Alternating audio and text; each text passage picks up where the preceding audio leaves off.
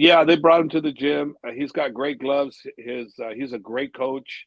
His mentality is great. His product is great. I thumbs up on his product. It's very good. Guys here that do use his gloves really like him. Yeah, I was trying to get him in the UFC. That would help with the eye pokes because eye pokes is such a killer. So many matches. The most dominant champion could just get an eye poke, and all of a sudden, all his superpowers mean nothing in that moment. Unfortunately.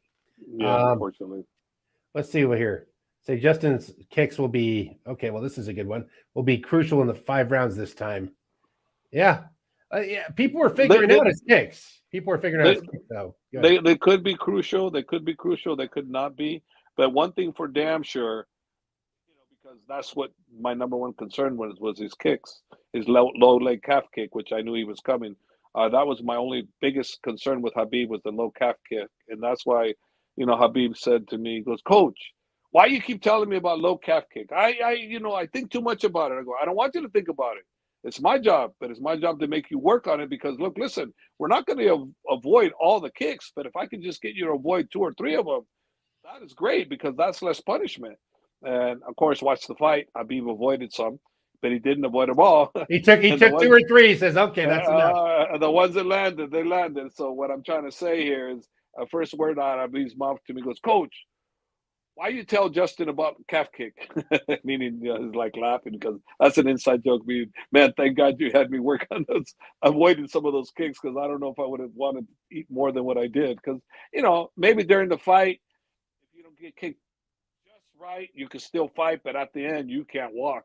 So maybe Habib's mental would have pushed him through that anyways. But then again, how do we know the kicks didn't land? So I'm assuming I don't know. I'm just glad we didn't get hit every time he threw that kick. That's what I'm glad, and we did our job. We wanted to avoid not getting hit every time, and that's exactly what happened. He didn't get hit every time Justin threw that kick, and I knew that was going to be his home run kick, even though they didn't know that. But I knew that because I knew the grappling, the punching. I knew Habib was fine there.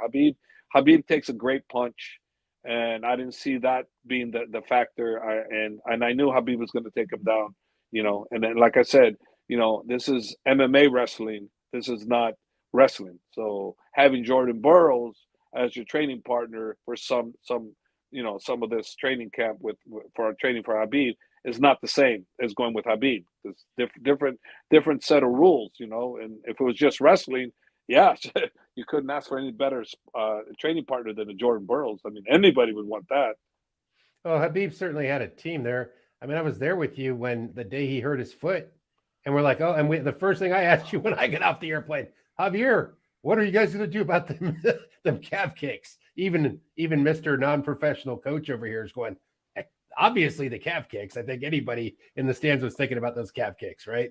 And then we had the foot, and then the foot, like it was like a high wire act, but Habib ran through that like beautifully. Not only the high wire act, remember he had the mumps too when we got there. So He it had was the the mumps, worst. broke his foot, and he was fighting the calf kicker And monster. he didn't train for a little bit when we got there because of the mumps, and he trained and he got re sick again. So it was the worst camp ever.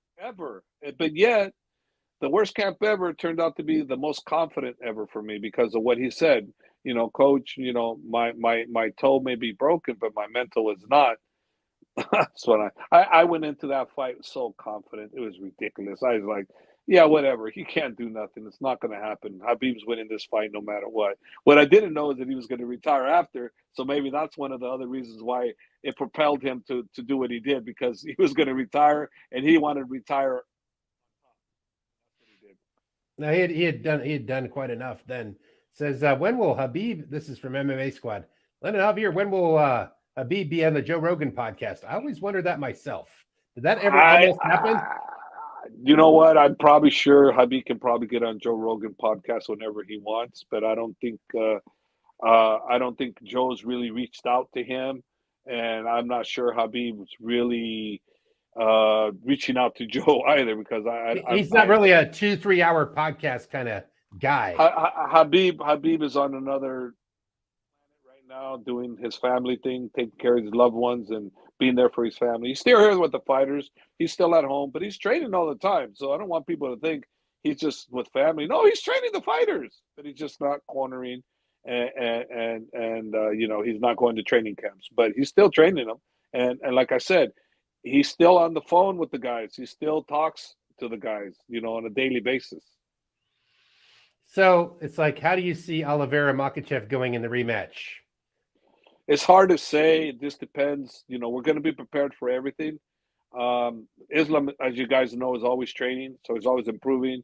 He's always got new wrinkles in his hat. So he's got great coaching.